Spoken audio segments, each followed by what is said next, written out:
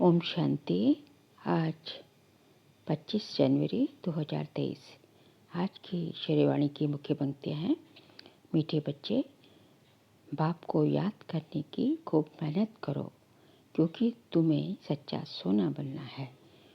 प्रश्न है, अच्छे पुरुषार्थियों की निशानी क्या होगी? उत्तर है, जो अच्छे पुरुषार्थी होंगे वह कदम कदम श्रीमत पर चलेंगे।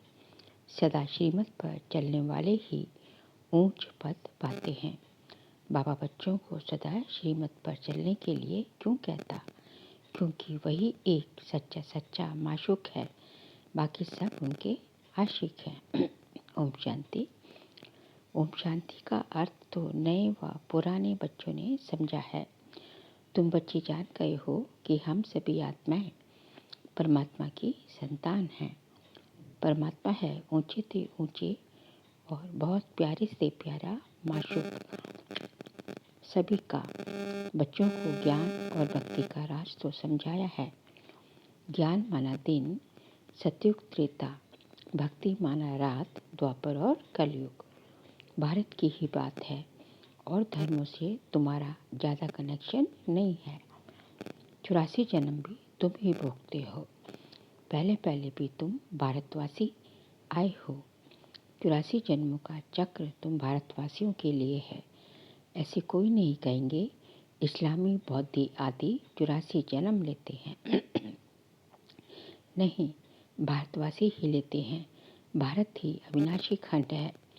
ये कब विनाश नहीं होता और सभी खंडों का विनाश हो जाता है।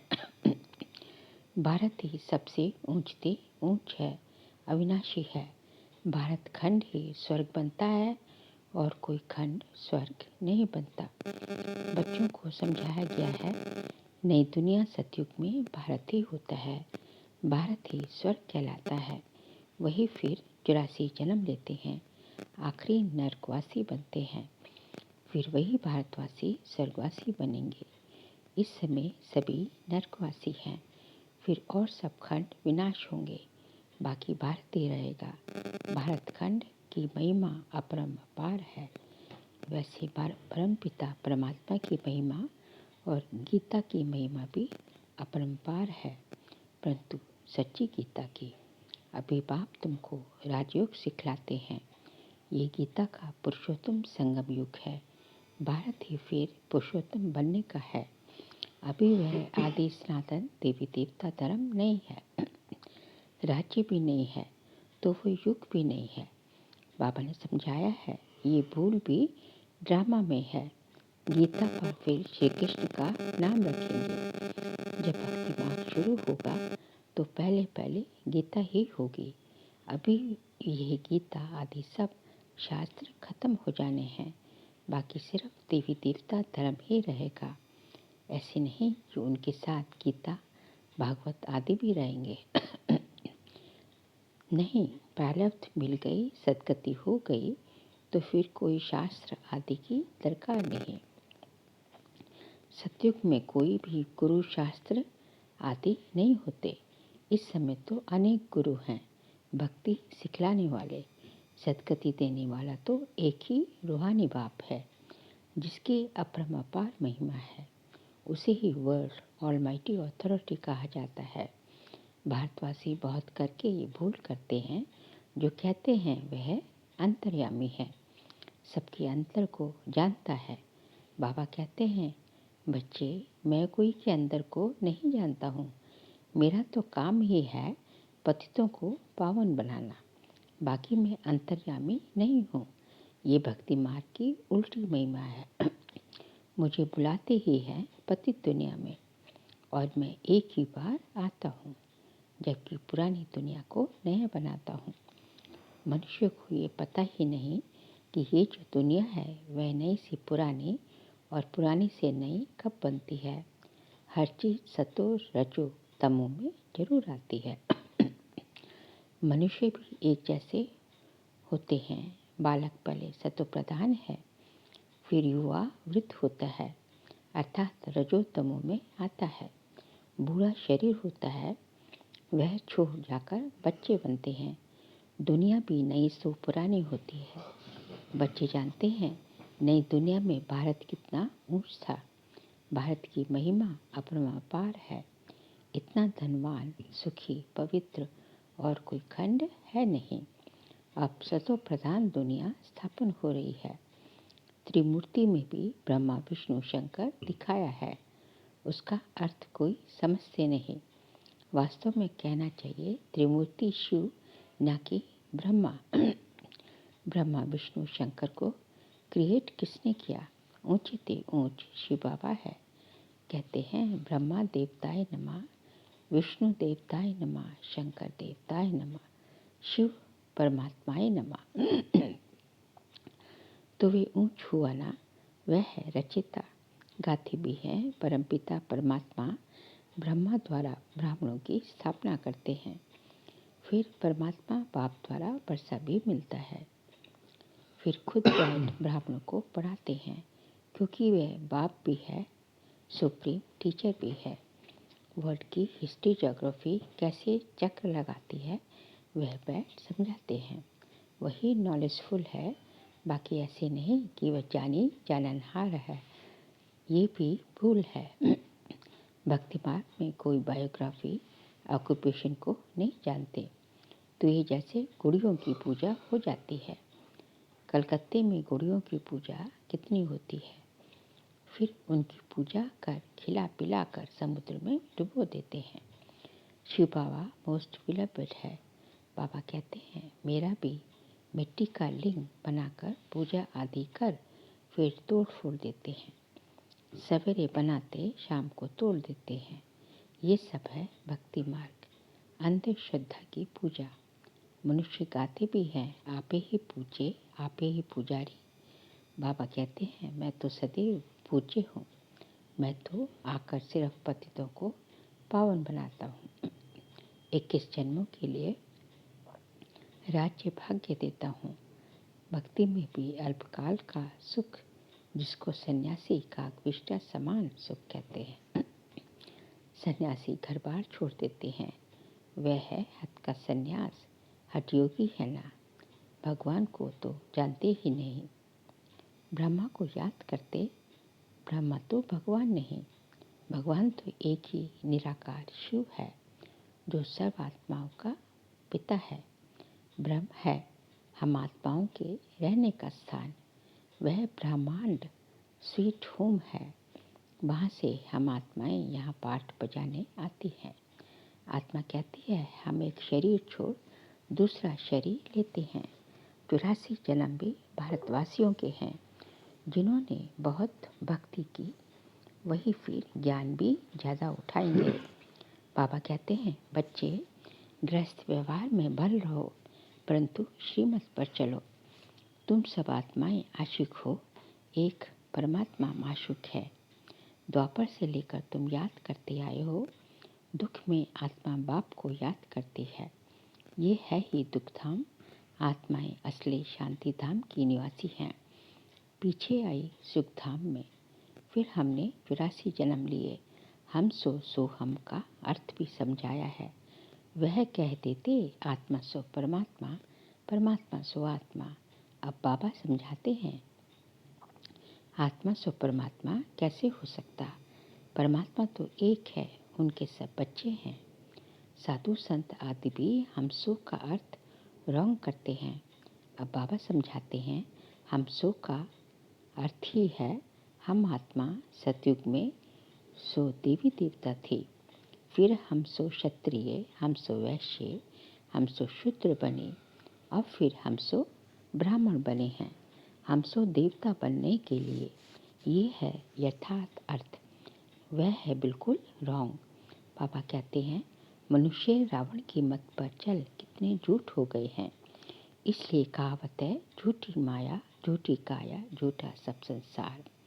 सतयुग में ऐसे नहीं कहेंगे। वह है सचखंड, वहाँ झूठ का नामो निशान नहीं।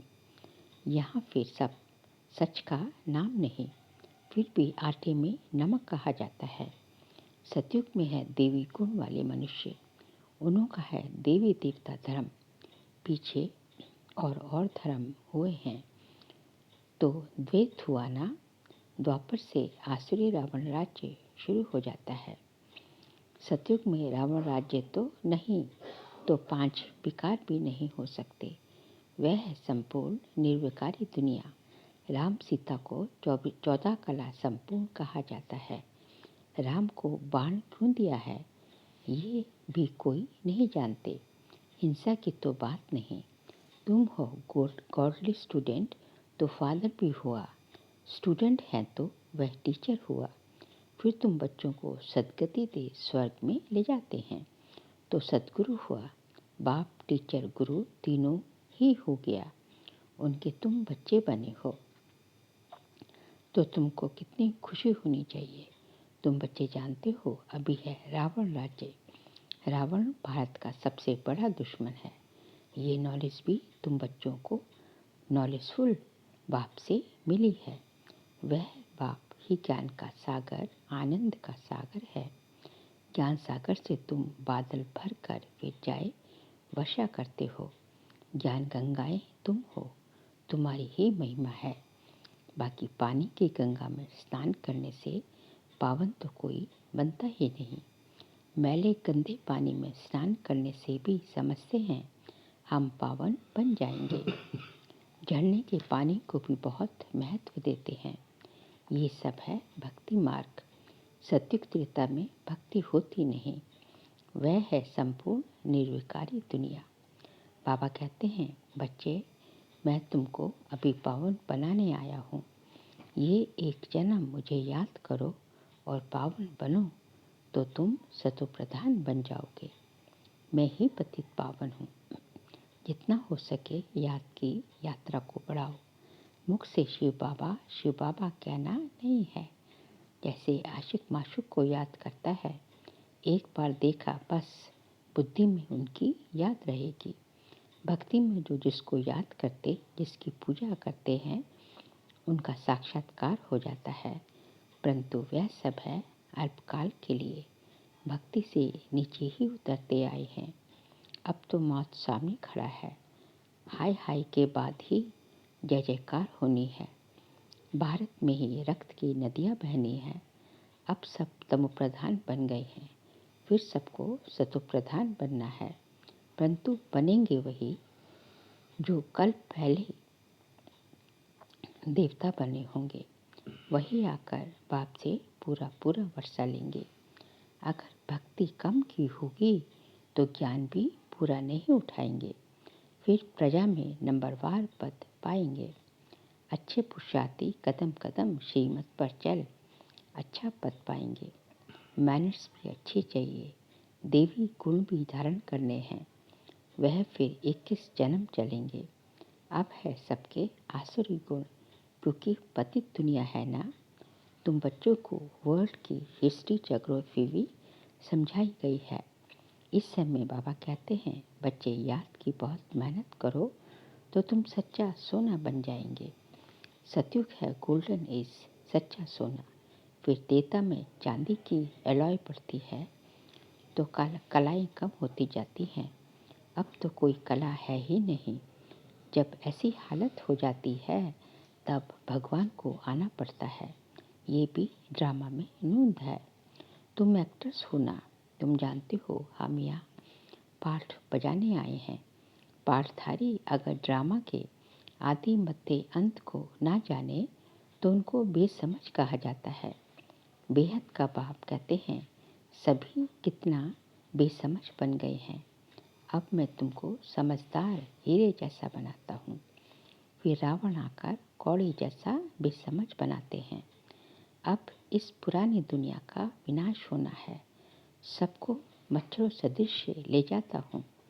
तुम्हारी एम ऑब्जेक्ट सामने खड़ी है। ऐसा बनना है तब तुम स्वर्गवासी बनेंगे। तुम भी के ये पुरुषार्थ कर रहे हो, परंतु मनुष्य की बुद्धि तमोप्रधान होने के कारण ये भी समझते नहीं कि इतने सब बीके हैं तो जरूर प्रजापिता ब्रह्मा भी होगा। ब्राह्मण है चोटी, ब्राह्मण फिर देवता। चित्रों में ब्राह्मणों को शिव को गुम कर दिया है। ब्राह्मण अब भारत को स्वर्ग बना रहे हैं। अच्छा, मीठे मीठे सिखलते बच्चों प्रति माता पिता बाप दादा का नंबरवार पुरुषार्थानुसार याद प्यार और गुड मॉर्निंग। रूहानी बाप की रूहानी बच्चों को नमस्ते। हम सब रूहानी बच्चों की रूहानी बाप दादा को नमस्ते नमस्ते नमस्ते। सार के लिए पॉइंट्स हैं। ज्ञान सागर से बादल भर ज्ञान वर्षा करनी है। जितना हो सके याद की यात्रा को भी बढ़ाना है। याद से ही सच्चा सोना बनना है। श्रीमत पर चल अच्छे मैनर्स और देवी गुण धारण करने हैं। सचखंड में चलने के लिए बहुत बहुत सच्चा बनना है। आज का बाबा का वरदान है, विशेषता देखने का चश्मा पहन। संबंध संपर्क में आने वाले विश्व परिवर्तक भव। विशेषता देखने का चश्मा पहन। संबंध संपर्क में आने वाले विश्व परिवर्तक भव। एक दो के साथ संबंध व संपर्क में आते हर एक की विशेषता को देखो। विशेषता देखने की ही दृष्टि धारण करो। जैसे आजकल का फैशन और मजबूरी चश्मे की है, तो विशेषता देखने वाला चश्मा पहनो। दूसरा कुछ दिखाई ही ना दे। जैसे लाल चश्मा पहन लो तो हरा भी लाल दिखाई देता है, तो विशेषता के चश्मे द्वारा कीचड़ को ना देख कमल को देखने से विश्व परिवर्तन के विशेष कार्य के निमित्त बन जाएंगे। कीचड़ और कमल, कमल कीचड़ में खिलता है। बाबा कहते हैं विशेषता का चश्मा पहनोगे तो आपको कीचड़ नहीं दिखाई देगा, केवल कमल ही दिखाई देगा। तो हर एक की विशेषता देखनी है, गुणग्राही दृष्टि रखनी है। आज का स्लोगन है, परचिंतन और प्रदर्शन की धूल से सदा दूर रहो तो बेदाग अमूल्य हीरा बन जाएंगे। परचिंतन और प्रदर्शन की धूल से सदा दूर रहो तो बेदाग अमूल्य हीरा बन जाएंगे। बाबा कहते हैं कि यह बेदाग अमूल्य हीरा बनना है तो परचिंतन और प्रदर्शन और परमत, 3 पर हैं ये। इन तीनों परों को काटना है। किसी दूसरे के बारे में चिंतन नहीं करना है। दूसरे के बारे में कुछ सोचना ही नहीं कि वो क्या कर रहा है। ना किसी दूसरे को देखना है और ना किसी दूसरे की मत पर चलना है। क्या करना है फिर? स्वदर्शन चक्र फिराना है और एक पर याद रखना है कि परोपकारी बनना है कि दूसरों का उपकार करने वाले। और बाकी 3 पर जो है, परचिंतन, प्रदर्शन और परमत, जिसको बाबा ने आज धूल कहा है, कि इन तीनों की धूलों से दूर रहेंगे तो बेदाग अमूल्य हीरा बन जाएंगे। अच्छा, ओम शांति।